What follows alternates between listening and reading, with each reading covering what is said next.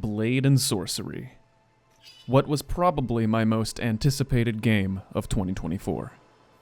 As some of you may know, the 1.0 version was released to extreme excitement from fans of this IP. I have been playing this game since mid-2019, and have been following it since. With the 1.0 release, the price went up to $30 USD, and some may be wondering, is that worth the price? Today we will answer this question among many others as we go over my first impressions with the release. This is intended to be a longer video where I go over everything, including previous updates and my own nitpicks. So, let us begin at the beginning. Round 1. Hey guys, Editing Hayden here. This video is going to spoil Crystal Hunt. It's going to spoil the bosses, the secret endings, and a good chunk of the endgame abilities. Anyways, enjoy. The biggest and most anticipated update with 1.0 was the addition of Crystal Hunt, a game mode that ditches the normal sandbox gameplay of Blade and Sorcery in favor of progression and progress. It starts off with you customizing your guy, as well as picking what your starting stone will be from body, mind, fire, gravity, and lightning. This will only decide your starting stone and will not lock you out of any other paths. Being a sword and board girly myself, I picked body. Empowered melee, weapon abilities, and stealth, definitely my jam. Air, lightning, gravity, no crystal. Let's do body. There are 78 skills to unlock that are all tied to these 5 different trees. A huge deal considering only one update prior there weren't any skills. You do have the option of skipping the tutorial, which is nice, but I decided to go ahead and do it to get the full experience. We spawned into the game, and it seems we've shipwrecked onto this island in search of something. Sure. We have no armor, no weapons, and no magic. We are quite destitute. If you are reading this, you made it alive to the island. Congratulations. Head toward the gate inside the cave. You could not possibly miss it. If you see it activate, then our contract still stands. Beware. It is not safe around here. The weather around here is unforgiving, and outlaws are constantly looking for more shards, and could be around now that we're gone. Next to the note was someone's body, and a rusty knife. Oh, shoot. He is dead. You okay, buddy? Yeah, you're fine. Yeah, you're fine.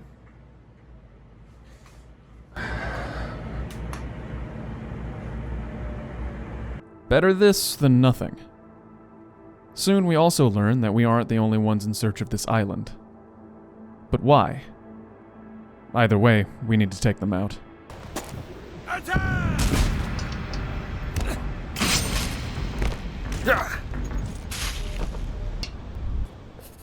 Shards mean money.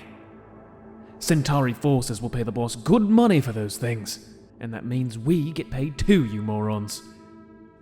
Get yourself to that island and see if the rumors about a crystal deposit are true. They're in search of shards, planning on selling them for money. Well, those shards sound kinda nice, so I want them for myself.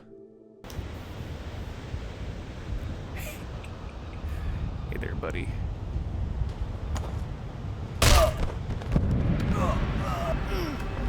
Later, hater. Idiot. Hey!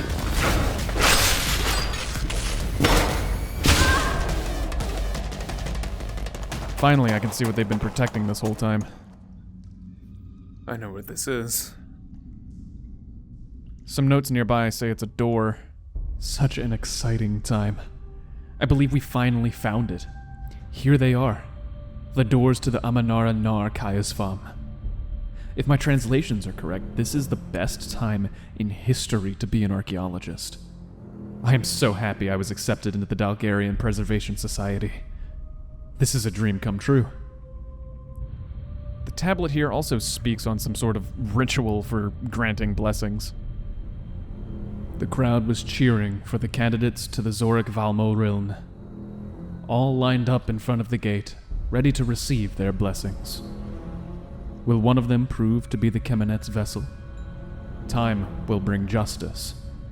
The crowd began chanting the gift of the Sword of Na, and there was hope in all their hearts that the time of the Kemenet would soon be upon us. 6 trials, 1 path to rebirth. Rebirth of what? A god? Kemenet. This door holds some kind of deep secret we'll have to abandon for now. Every now and again, I'll make an aside comment about a mechanic of the game. This is one of those comments. The locomotion in this game is very good. It always has been. The physical interaction between objects and climbing feels very nice in VR. It does feel like the game is your own jungle gym sometimes.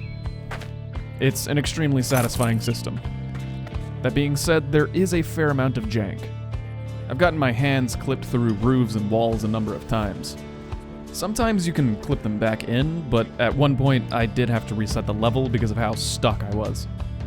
Part of me understands, however, because VR is an extra layer of bugs due to how in-depth every interaction needs to be programmed. Anyway, aside over. We follow this trail of blood to another note next to this house. Parian. These archaeologists are talking about crystals and shards a lot lately. I think it would be a good idea for you to bring some of your crew here to check it out. This house is our base of operations for the game. Any items stored in here will have their locations saved, and will stay where they are between levels. But this place is special for another reason. We have received a crystal core. It's just one, but even that is a minor miracle. I suppose that since the Queen needs us now, she's willing to turn her head at some things. At least more than she usually would. Unfortunately, I tried to activate the monolith by placing the crystal core on the receptacle, but it did not work. The fact that I lack any ability for sorcery might be the problem. We know sorcery.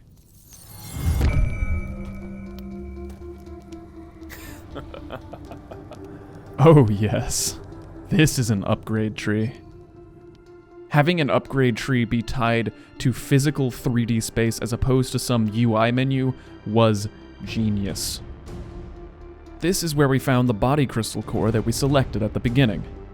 We only have 1 skill right now, but as we complete challenges and collect shards, this will grow into a very wide collection of skills. For now, we pick up Dive Strike since it's the only one available. This allows us to stab in a downward motion to launch while airborne. This is a very fun skill for both traversal and attacking. Being able to Superman punch someone and kill them is goddamn hilarious.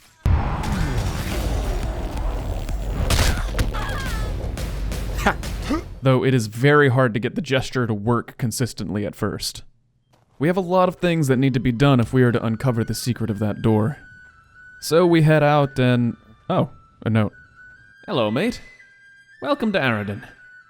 Seems we have a mutual friend in the Dalgarian Preservation Society. As a personal favor to Athelin, I'll be glad to meet you and offer some guidance on the task that lies before you. When you are settled, take the small boat that's docked at the pier, and come meet me at the Baron's Bounty. It's my store located on a small island nearby. Cheers! They made him canon. That's awesome. The Baron owns the shop that you buy things at as the player. It features a fully voiced NPC that reacts to what you buy, which is really cool. Following Warpfrog's philosophy here, it's not UI driven. You physically shop around after physically selling your items. It is quite satisfying and takes full advantage of VR as a medium. Oh, and if you go around the shop, you can steal the Baron's hat from early access. For right now, we don't have much money at all, so the Baron can only really offer us some exposition to the world. I don't need to tell you that the mainland is a horn. After that, we get to dive into the real meat and potatoes of this game. The dungeons. Round 2. In order to uncover the mysteries of that door and sorcery and such, we need to find map pieces by clearing our way through dungeons. You'll find NPCs here guarding their valuables that you get to dispatch how you see fit.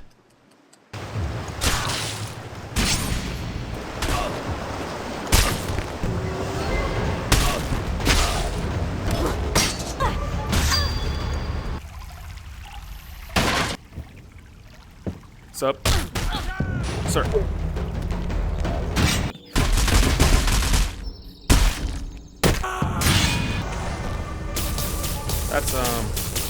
That's awkward. The environments of these dungeons are varied and beautiful. You have so many different environments that seamlessly transition between each other. Previous maps from the early access, of course, make revamped returns, with new decor and optimized graphics. Side note, some areas are water-based, and I am very, very badly thalassophobic, and these areas trigger it really badly.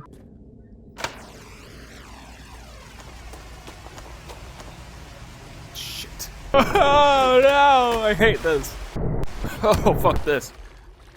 Get me up! Get me up! Get me up! Get me up! Get me up!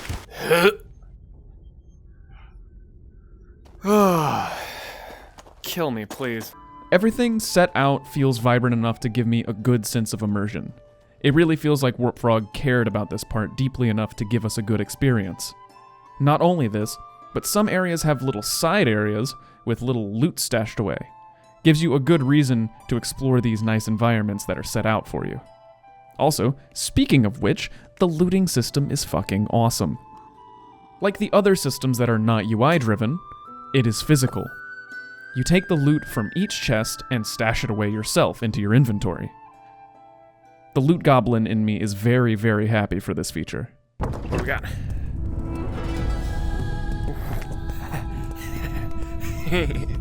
Another thing that makes me incredibly happy is that there is a lot of lore in this game. I still play some League of Legends, and I'm used to the incredibly deep lore of that game. So having little notes scattered around the world and dungeons is really nice. My only complaint is actually on my end. My Quest 2 isn't able to get the full resolution because it's a Quest 2. This makes it difficult to read the notes sometimes, and it kind of hurts my eyes. It almost makes it not worth it to read the notes. The crowd was cheering, and there was hope in all their hearts that the time of the Camarnat. Again, this isn't any fault on the game at all. This is the fault of Meta for making PC cables... Wait... $80? Anyway, you fight through these dungeons, loot, and do your best to keep your health high with your very limited amount of healing items.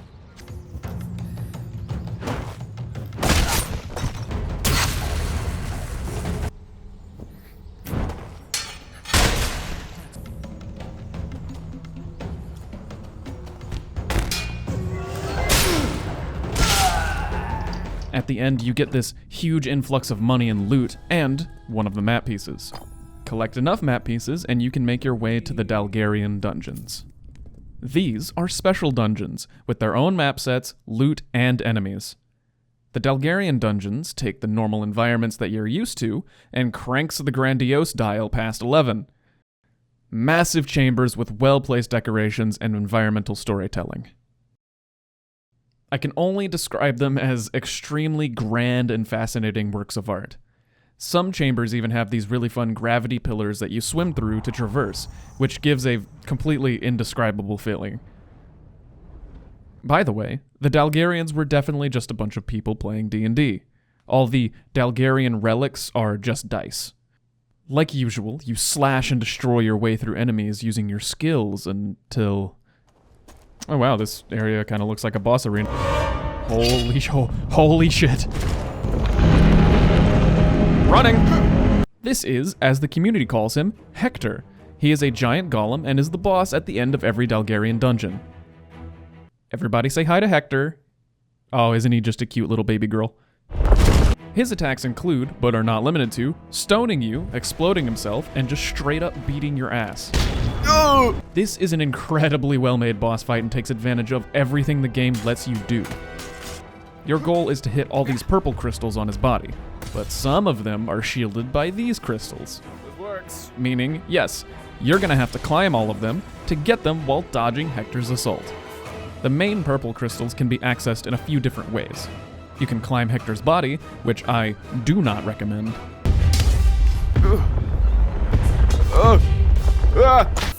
Or you can hit those blue crystals to jump on top of him and get an easy shot.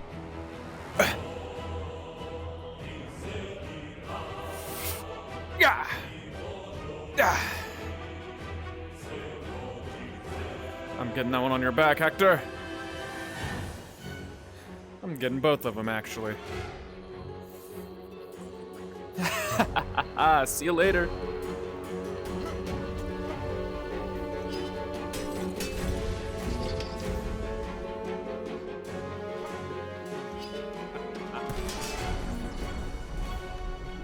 After all the targets have been destroyed, you can put an end to Hector for good.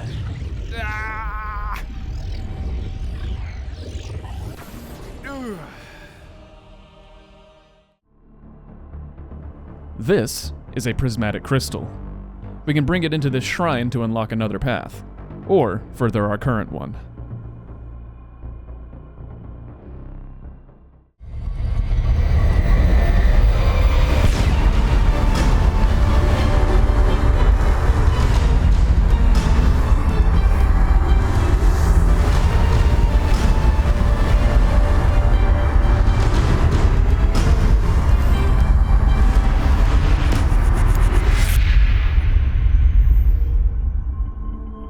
With a second body crystal, we can fuse them together like this.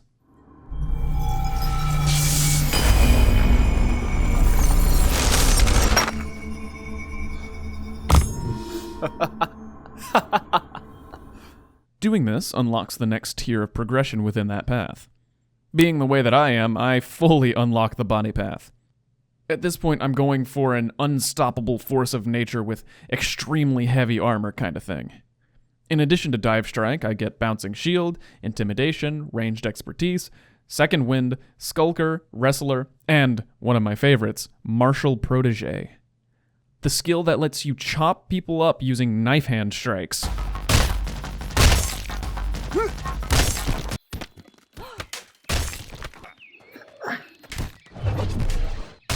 I'm really glad Warp Frog went with the approach of every skill being a new ability of some kind. It adds a lot to the progression. I feel like I'm really becoming a stronger warrior with each upgrade and each new thing I can do. Every option you have builds upon the other to form a new combo. Using Bouncing Shield, I can throw my shield and still have it come back to me if I need a defensive option. Or I can combine Gravity Imbuement with Bouncing Shield to do this. This is just one tree, and I can already see the combinations forming in my mind. But Warp Frog, you see, are freaks of nature. They made fusion skills between each tree that combine the effects from both trees. My favorite of which combines body and gravity to make the Gravity Punch, a powerful move that sends people absolutely flying.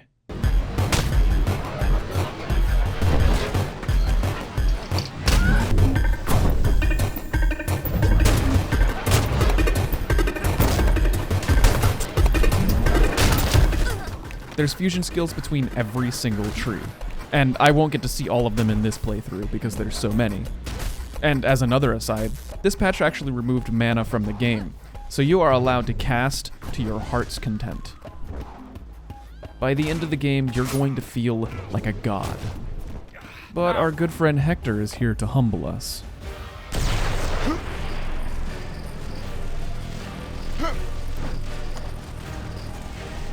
What is this?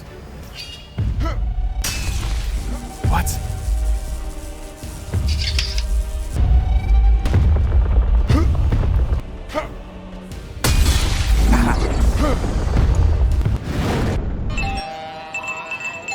Feeling good. How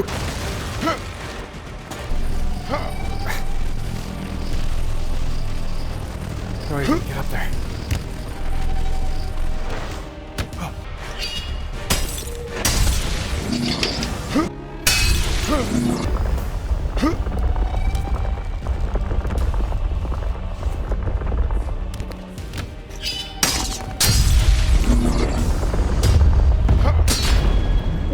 This section kind of bleeds out from the previous one, but it deserved its own section as we dive into Round 3. By the end of the game, you really do feel like a god. You have enough powerful tools to deal with any situation that comes your way. With this overwhelming sense of power comes the game's most powerful faction. The Eye. The Eye are sorcery-worshipping cultists that huff more than your fair share of shards. Not only are they the most well-equipped faction, sporting heavy armor and very fancy weapons, but they also liberally use sorcery, including upgrades you can have as the player. This makes them a more than formidable foe against your godlike power. Not only that, but when you return from your 5th Dalgarian dungeon, they are waiting for you and have found your home island.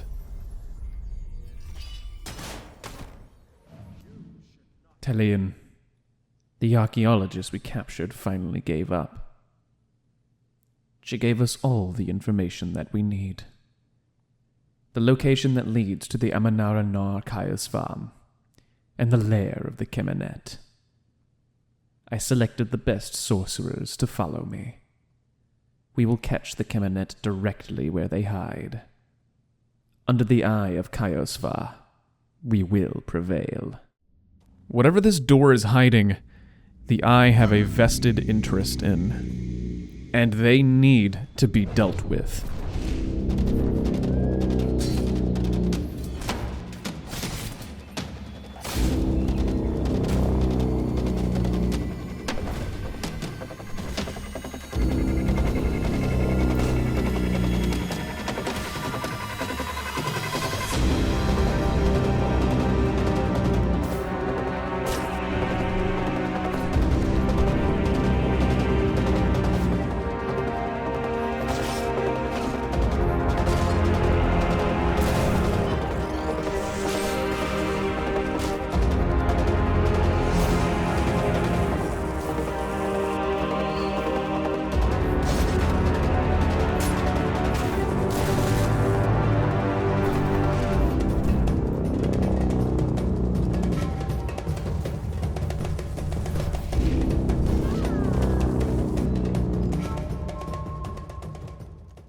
Looks like we managed to clear them out.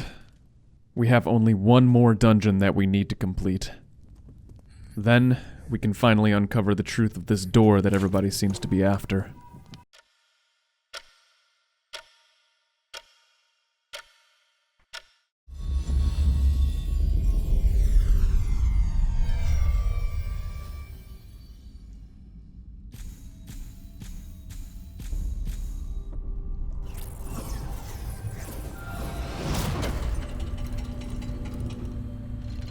At last, we can uncover this secret. All the fighting and blood. All the struggling and killing. For this.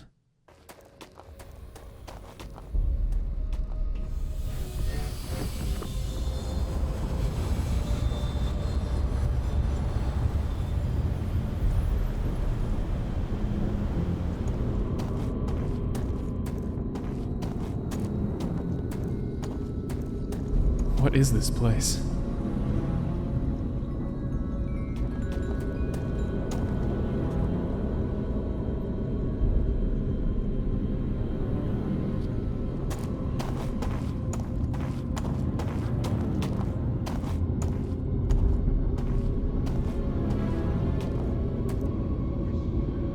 This blade, I don't understand.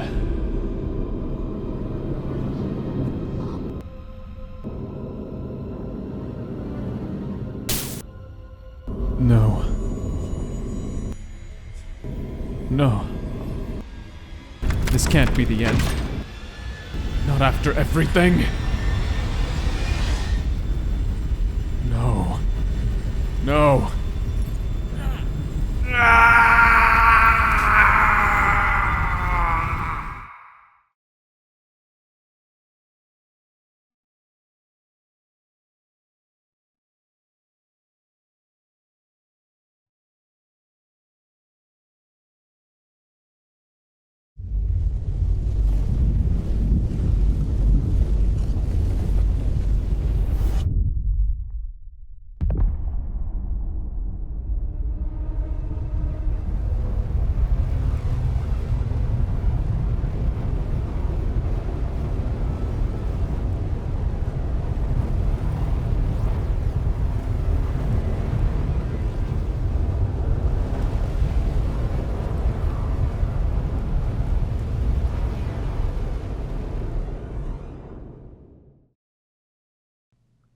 We have been sacrificed, torn apart by this great spire. But why? Well, to answer that question, we have to dive into the lore of Blade and Sorcery. Thank God the game lets you keep all the notes in your journal. Kemenet is a god. A kind and wise god that was told to be reincarnated into a mortal over and over again. The Eye desperately want to end this cycle. Kemenet's reincarnation is to complete the 6 trials in order to prove their power and prove they are the true reincarnation. Honor us of your presence, and let us witness the reunion of the Jekarozin under your ruling. Come back to humble us and continue your eternal cycle, O Kemenet. That's what you're doing as the player. Completing the trials as the reincarnation of this god. But why have we been killed at the end of the game? That's because the story of Kemenet is a lie. A complete fabrication by the Dalgarians. Lamoshi, I have received your last creations for the Kemenet project. Excellent work. I loved every single bit of it. I believe it is exactly what we need. I especially appreciate how you use some of our real names in your lore. This is excellent. Naming the goddess after our neutron star is a brilliant move. In a few thousand years, I expect high-ranking individuals may look at signs in the sky, and that would confirm their beliefs. Absolutely brilliant. The Dalgarians were faced with a problem. The end of the world as they knew it. In order to combat this, they sacrificed individuals with powerful sorcery to keep the world in balance. They built the Trials, Hector, the Machine, and the story of Kemenet. What would you say is the core reason for the Kemenet project to exist in the first place? I believe it is naive to put trust in the goodwill of humanity. I believe we are easy to corrupt, and I believe power will change anyone. I also believe that those who seek power are easy to lure. Any individual able to manipulate sorcery well enough will soon find themselves seeking more and more power, if they did not receive proper training. We are all well aware of how long and difficult our sorcery training is, and I do not believe this will hold forever. Luring powerful sorcerers into believing a prophecy in which they are the most powerful being and are set on a great destiny is the best way to make them do exactly what you need from them. They used it to bait powerful individuals with the promise of glory and the prize of the Sword of Na.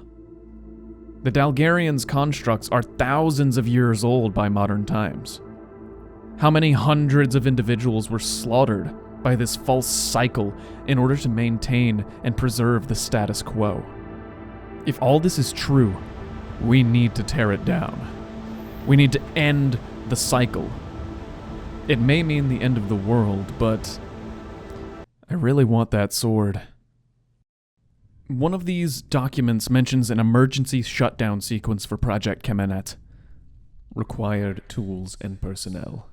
Kendalarim imbuing toolings. Zenkalarim imbuing toolings. Vayularim imbuing toolings. We know that those 3 ancient words are what the Dalgarians called fire, gravity, and lightning sorcery, respectively. They needed to imbue something in that chamber in order to activate the shutdown sequence. That's it. It's time to put an end to the Kemenet cycle.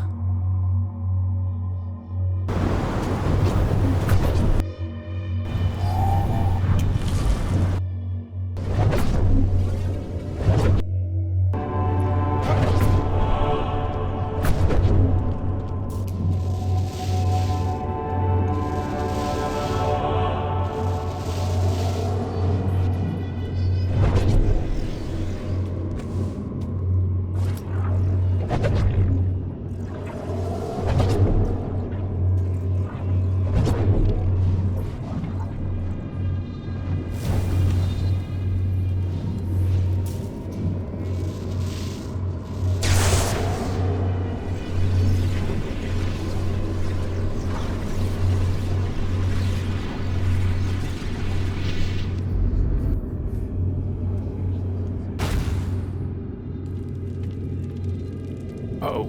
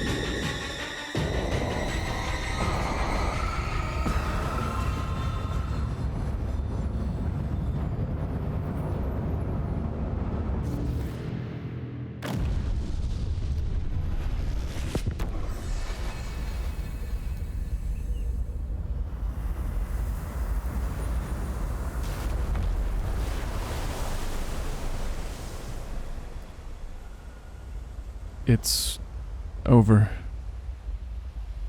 And our reward, the Sword of Na. The one thing the Dalgarians didn't lie about. But was it worth it?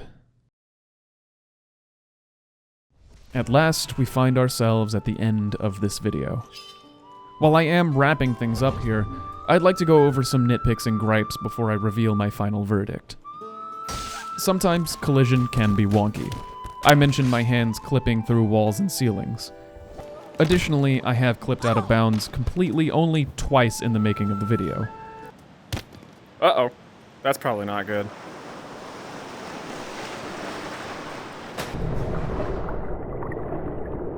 This is terrifying. There have also been whispers of the AI being too easy to defeat, which can be fair, but I also think these are criticisms being expressed by those who have played Blade and Sorcery for years now. I'm sure those who are new to VR and to Blade and Sorcery itself would have a very rough time since they don't really know how to cheese the AI. All things considered, I don't have too many complaints to levy, and that is because Blade and Sorcery is an absolute blast of a game. The childlike joy I feel using my awesome powers of sorcery to take down hordes of enemies is unmatched in the VR space. Not only that, but VR has been fully embraced by Warpfrog. Shops, loot, the upgrade system, lore, all integrated into physical space. The environments and dungeons are beautiful in a way that only this team can make it. Lastly, this game is the biggest fulfillment of a power fantasy ever. This game is clearly a labor of love by the developers. So in that same way, this video is my labor of love to you, Cosby, Baron, and Warpfrog developers. Is Blade and Sorcery worth the new price of $30? Yes, without a doubt.